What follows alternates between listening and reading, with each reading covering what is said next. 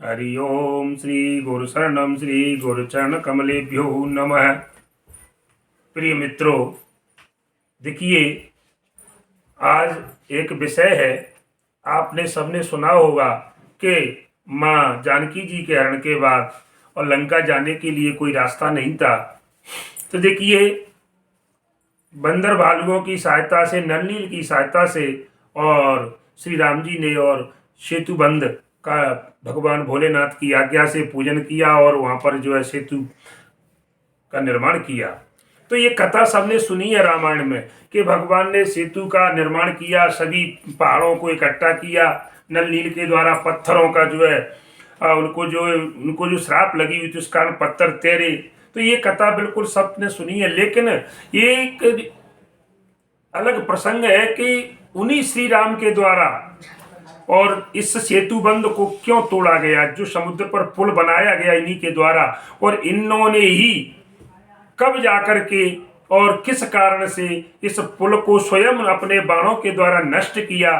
तो मैं आज आपको इस कथा के बारे में बताना चाहता हूं कि श्री राम जी ने सेतु बंध को क्यों तोड़ा। इसका शीर्षक है। तो भगवान श्री राम जी ने जो अपने द्वारा बनाए हुए सेतु को ही खुद तोड़ा, इसका कारण क्या है, इसको जानिए। इसको जानने से पहले मित्रों, आप चैनल को सब्सक्राइब करें, लाइक करें और इसको जो है इसका कारण समझें। एक समय की बात है कि अयोध्यापति राम जी एक बार अकेले में बैठे थे। श्री राम जी जब अयोध्या में आए, अयोध्या का राज मिला लंका को जीतने के बाद, तो बैठे हुए थे और एक सुंदर वहां पर उपवन था। उस उपवन में घूम रहे थे, टहलना में जैसे घूम रहे थे बगीचे में। तो क्या हुआ, एकाएक उन्हें घूमते घूमते, क्योंकि बहुत दिन हो गए, तो उनको जो विभीषण की याद आ गई कि जब से लंका से और आए हैं तब से विभीषण से मिला मेल जोल नहीं हुआ है, तो उनका स्मरण करने लगे। उसी समय पर देखिए, राम जी सरकार सोच ही रहे थे कि विभीषण से मिला जाए, स्मरण किया उसी समय पर, और कहने लगे कि राम जी के सिंहासन पर बैठने के बाद विभीषण को कहीं राज का मत तो नहीं हो गया, उनको ऐसा तो नहीं है कि वो मुझको भूल गए हो। क्यों न एक बार जाकर के मैं लंका में और विभीषण की जो राज्य व्यवस्था है उसको देख करके आऊं। तो राम जी इस प्रकार से विचार कर रहे थे कि मैं लंका जाकर और विभीषण की जो राज्य व्यवस्था और राज्य जो सौंप करके आया हूं और उसको देख करके आना चाहिए। तो इस प्रकार से देखिए, जो अपनी प्रजा का पुत्र की तरह पालन करने वाले राम जी ऐसा सोच रहे थे कि देखिए सज्जनों, क्या हुआ, उसी समय और उसी वाटिका में और भरत जी आ पहुंचे।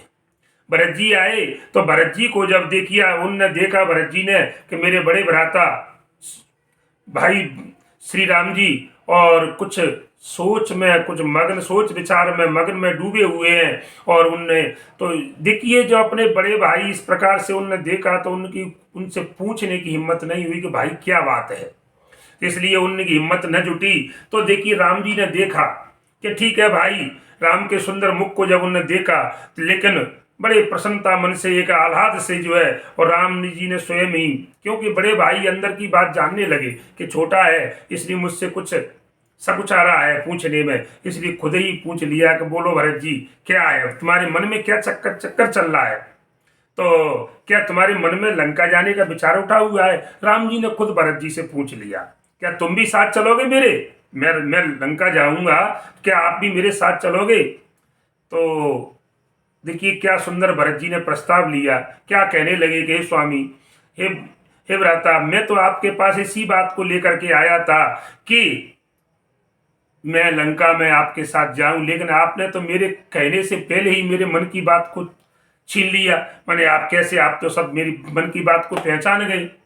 देखिए, तो कहने का मतलब है, ऐसा कहा गया है सज्जनों, अगर आपका संकल्प का मन में उतना ही अच्छा होता है ना, यदि मन में कोई संकल्प उठता है तो जब तक वो अधूरा रहता है तब तक आपको मानसिक क्लेश देता है। कोई भी संकल्प है आपके दिल में तो उसको पूरा किए बिना आपको जो है कष्ट होता है। इसी प्रकार से जब तक वो अधूरा रहता है तो क्लेश देता है। इसलिए अगर संकल्प है उठे तो फिर उसको पूरा करना चाहिए। तो उसी समय राम जी के मन में ये संकल्प आया कि मुझे लंका जाना चाहिए विभीषण को देखने के लिए, तो भरत का भी साथ मिला। तो उन्होंने उसी समय पुष्पक विमान को याद किया। तो पुष्प का जब उनका आह्वान किया तो पुष्पक विमान उनके सामने उपस्थित हो गया और दोनों भाई लंका जाने की तैयारी में लग गए। देखिए सज्जनों, फिर क्या हुआ, जो तीनों त्रिभुवन के पति श्री राम जी सरकार है, एक बार जो है उनको पुष्पक विमान को बड़ा अच्छा लगा कि देखिए जब मैं उनको लेकर के यहाँ आया था अयोध्या लंका से, वो आज मुझको फिर अयोध्या से लंका जाने का सुंदर सुअवसर प्राप्त हो रहा है, तो वो भी अपने आप में बड़ा गर्व महसूस करने लगा कि मैं बड़ा भाग्यशाली हूँ कि आज परमात्मा ने मुझे याद किया है। और वो तेज तेज गति से आकाश को चीरता हुआ उड़ करके और लंका के लिए। तो भरत जी के मन में इधर सज्जनों बड़ी उत्सुकता थी कि जहाँ जहाँ राम ने जो है निशाचरों का वध किया था और जहाँ जहाँ ऋषियों के आश्रमों में जाकर के उन्होंने उनको जाकर के कृतकृत किया, उनको जो कृतार्थ किया, उन सभी स्थलों को भी मुझे देखना चाहिए। तो उन्होंने भाई से कहा कि स्वामी, आप जिस अवधि में जिस भरत का राम आप पलक चिंतन करते रहते थे, उसकी ये मन कामना अधूरी कैसे रह पाती। नहीं, आप चलिए और मैं आपको सब जगह दिखाऊंगा। तो उन्होंने राम जी सरकार ने और भैया भरत को रास्ते में चलते चलते जहाँ पर निषाद राज से भेंट हुई है और दंडक वन में जहाँ पर वो रहे हैं वो स्थान पूरे दिखाए, और ऋषिमुख पर्वत पर जाकर के जिस प्रकार से वो बरसात के 4 महीने काटे हैं सीता हरण के बाद में, उस समय वहाँ की सैर भी उनको करवाई।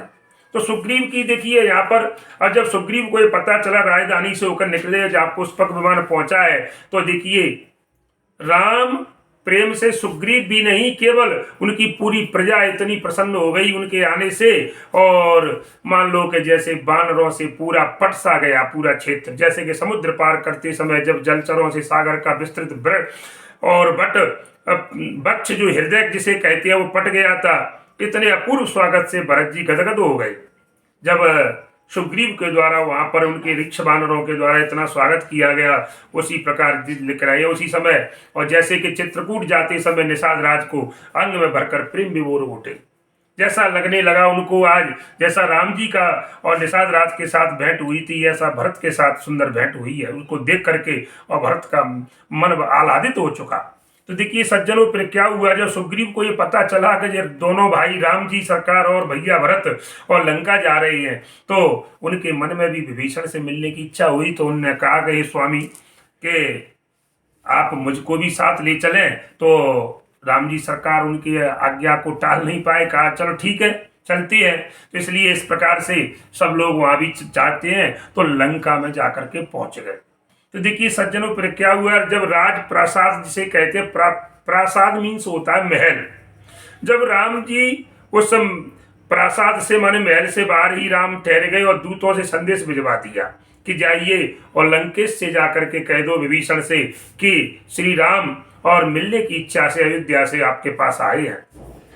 तो देखिए सज्जनों, क्या हुआ, जब ये संदेश दूत के द्वारा और विभीषण जी को दिया गया तो उसको सुनते ही अपने तन मन की सुध खो बैठे। जैसे कि मूरत मधुर मनोहर देखी भयउ विधेय विधेय विषय की, उसी प्रकार जैसे विधेय राज जनक अपने शरीर की सुध बुध खो बैठे थे, यहाँ भी और राम जी के आने की सूचना पा करके और विभीषण जी जो है पूरा अपना शरीर की सुध बुध खो बैठे। वैसे भले ही राम जी बताया गया है कि महलों के बाहर खड़े थे, पर विभीषण को ऐसा लग रहा था जैसे राम सब ओर से मेरे हृदय में विराजमान है, चारों तरफ राम ही राम है। और जैसे कि भगवान कृष्ण सुदामा से मिलने की नंगे पैर दौड़े, ऐसे ही जल्दी जल्दी में और विभीषण भी नंगे पैरों से महाराज और लिख रहे हैं कि सिंह द्वार की ओर दौड़ते हुए प्रेम के आंसू बहाते हुए और राम जी के चरणों में जा गिरा। विभीषण जाकर के गिरे तो देखिए क्या हुआ, राम भी उतनी उतावली में उठे और उनको जो उठा करके अपने हृदय से लगाया, विभीषण को गले लगाया। ऐसा दोनों का मिलन देख करके भरत जी के मन में भी बड़ा सुंदर विचार आया कि आज देखिए विभीषण के प्रेम की सराहना करते हुए और भरत जी प्रेम के मग्न में बिल्कुल प्रेमागम हो गए। और तब राम ने विभीषण से कहा कि विभीषण, यह मेरा भाई भरत है जिसकी मैं आपके प्रति चर्चा किया करता था, यही मेरे साथ आए मेरा भाई भरत है। यह सुनकर के विभीषण देखिए कितनी गर्व की बात है कि वहां भी तो कहा गया है कि भरत जैसा भाई न तो हुआ है, न होना है, न आगे होगा। कहने का मतलब है, तो इस प्रकार से जब ऐसी बात सुनी तो भरत जी के चरणों को स्पर्श करने के लिए विभीषण जी झुके। तो देखिए एक बड़ी विनम्र अच्छे लोगों की पहचान होती है कि वो अपने चरणों को स्पर्श नहीं करने देती है। तो उनने जब बराबरी की बात है तो उनने उनको झुक करके अध पर ही ऐसे कहते हैं व्याकुलता की आकुलता से जो है, और भरत जी ने पहले ही उनको उठाकर अपनी जो है बच्च माने हृदय से छाती से लगा लिया। जिस प्रकार लिख रहे हैं, जब परमात्मा श्री राम जी सरकार जब महलों में विराजमान थे और विभीषण से बैठ करके उनकी आपस में बातचीत हो रही थी सज्जनों, और विभीषण बोला, हे प्रभु आप कैसे करुणामय है। हे प्रभु, कल ही तो सरसा ने इच्छा प्रकट की थी कि मैं जगतपति राम के दर्शन करके, सरसा माने उनकी पत्नी, उनने इच्छा प्रकट की थी विभीषण की पत्नी ने कि मैं राम जी के दर्शन के लिए जाना चाहती हूँ, और मैं तो स्वामी खुद ही अयोध्या आने की तैयारी कर ही रहा था। लेकिन कहते हैं कि ईश्वर बड़ी विलक्षण शक्ति है कि जो कि मन में कोई विचार करता है तो वो तुरंत उसको कि आप प्रकट स्वयं ही यहाँ पर आप पहुंचे। मेरी इच्छा थी मिलने की, मैं आने वाला था, लेकिन आप पहले ही आप, तो इसलिए राम के इस प्रकार से जो है, जो राम जी जब विभीषण की ऐसी बातों को सुना तो राम जी के होठों पर सुंदर मुस्कान आई साहब, और कहने लगे, भाई भरत को बड़ी इच्छा थी, भैया देख मेरी बात छोड़, मैं आता या ना आता, लेकिन क्या करूं भैया, भरत तुमसे मिलने के लिए इतने उतावले थे, इसलिए मैं रुक नहीं पाया और आपके दर्शन के लिए, और मैंने विचार किया कि भरत को साथ लेकर चलूं और दर्शन करूं। तो मैं इसलिए तुम्हारा और ये पूछना चाहता हूं कि एक बात बताइए हे विभीषण, कि तुम्हारा जो है और राज शासन कैसा चल रहा है। इस प्रकार से बात ऐसी उनकी चर्चा चल रही थी। महाराज इधर में क्या हुआ है, पूरी लंका जो है एक दुल्हन की तरह सज गई, और वहां जाकर के निशाचर जितने भी थे महल के बाहर इकट्ठे हो गए और राम राम के जयकार जो है, जय घोष जो है करने लगे। और इसको देख विभीषण, भरत, सुग्रीव सहित राम जी ने इस सुंदर देखिए जो महल था वहां पर जो विराजमान थे उसकी जो खिड़कियों से जो है और सभी लंका वासियों के दर्शन किए और सबको अपने दर्शन कराए। इस प्रकार से उनके ऊपर दया दृष्टि का बौछार करी और उनके दर्शन करके सभी लंका के जितने भी राक्षस लोग थे सब बड़े प्रसन्न हुए। और उसके बाद देखिए विभीषण अपने अंतःपुर माने रनवास में जाकर के अपनी भार्या जो उनकी पत्नी थी शर्मा को ये संदेश देने पहुंचा और बोला, हे तुम चलिए और अर्घ की तैयारी करिए और शीघ्र बाहर आकर के और श्री राम जी सरकार के दर्शन करिए।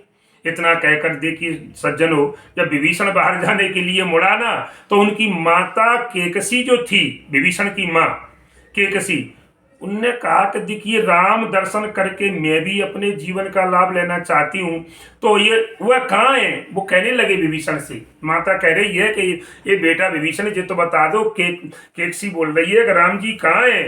तो राम के इतने अनन्य प्रेम में पागल के किसी का हृदय भरा आया महाराज। और जैसे ही और रावण आज उसको ऐसा लगा कि मेरा पुत्र रावण आज फिर मेरे सामने उपस्थित हो गया है, वो मेरा रावण मिल जाएगा, राम जी के रूप में मुझे मेरा पुत्र रावण मिल जाएगा। और के किसी का हृदय भर गया सज्जनों। और विभीषण बाहर आया और माता के किसी का संदेश राम जी को सुनाया कि माँ आपसे मिलना चाहती हैं। तो राम तो देखिए कितने भक्त वत्सल होते हैं, तत्काल उन्होंने अपने सिंहासन से उठे खड़े हुए और कहने लगे, हे भैया विभीषण, तुम्हारी माता भी तो मेरी माता है, मामा स्त्री में कोई फर्क नहीं है, तुम्हारी माँ मेरी माँ, तुम्हारी बहन मेरी बहन, कोई अंतर नहीं मानते हम, इसलिए तुम्हारी माता भी मेरी माता है, उनको यहाँ आने का कष्ट क्यों दे रहे हो, उनको यहाँ क्यों बुला रहे हो। अरे मैं ही तो चलता हूँ माँ से मिलने के लिए। इस प्रकार से राम जी सरकार आकर के माँ से मिलने के लिए आए। तो विभीषण जी इसको सुनते ही बड़े आश्चर्यचकित हो गए कि देखिए कितने बड़े जिन्होंने इस लंका को जीता, लेकिन इनमें किसी प्रकार का कोई घमंड नहीं है, किसी प्रकार का अभिमान नहीं है, और आने की बजाय और ये खुद जो है माँ से मिलने के लिए जा रहे हैं। इस प्रकार और जा करके राम जी ने उस वृद्धा जो केकसी है उसके आगे मस्तक झुका करके प्रणाम किया सज्जनों।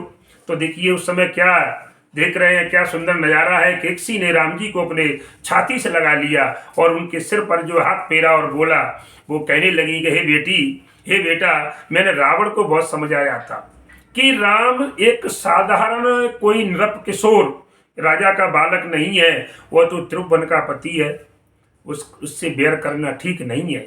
लेकिन उसने मेरी एक बात नहीं मानी और तुम्हारे दर्शनों की मेरी बहुत दिनों से लालसा थी, पर तुम वचनबद्ध थे, क्योंकि उस समय जब युद्ध हो रहा था तो आप अपने पिता को वचन दे करके आए थे कि मैं किसी नगर में प्रवेश नहीं करूंगा, इसलिए आप लंका में ना आए, इसलिए मैं आपके दर्शन नहीं कर पाई, लेकिन मैं बहुत दिनों से प्यासी थी इस दर्शन के लिए, तो आज आपने मेरी वो इच्छा पूरी कर दी।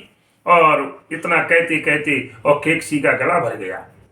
और वहां पर सज्जनों उसके बाद राम जी ने पूरी लंका की राज व्यवस्था देखी, और राज व्यवस्था को देख करके वो बड़े संतुष्ट हुए कि विभीषण का कार्य बहुत अच्छा है। और उसके बाद और राम जी ने कहा विभीषण से कि अब हम यहाँ से लौटने का प्रस्ताव रखा। तो देखिए, जब इतनी बात, इतनी गहराई की बात आई, तो अचानक अगर कोई व्यक्ति अपने प्रिय व्यक्ति से अलग होता है, तो महाराज वो जब जाने की कहे, प्रस्ताव रखे लौटने का, तो वो अपने अंदर अपने आंसुओं को रोक नहीं पाएगा और उनसे कुछ बोल नहीं पाएगा। तो महाराज विभीषण कुछ कह नहीं पाया, उनकी आंखों से आंसू बहने लगे। वो आंसू काय के थे? प्रेम के आंसू थे, भक्ति के आंसू थे। आंसू बहने लगे, उनकी वाणी गदगद हो गई, वाणी से कुछ बोलने में नहीं आ रहा है। उस समय राम जी कहने लगे कि हे भैया, हे बंधु, यहाँ पर बंधु का है विभीषण के लिए, कि ऐसा कोई कार्य अपने राज्य में न होने देना जिससे कि देवताओं का अनिष्ट हो।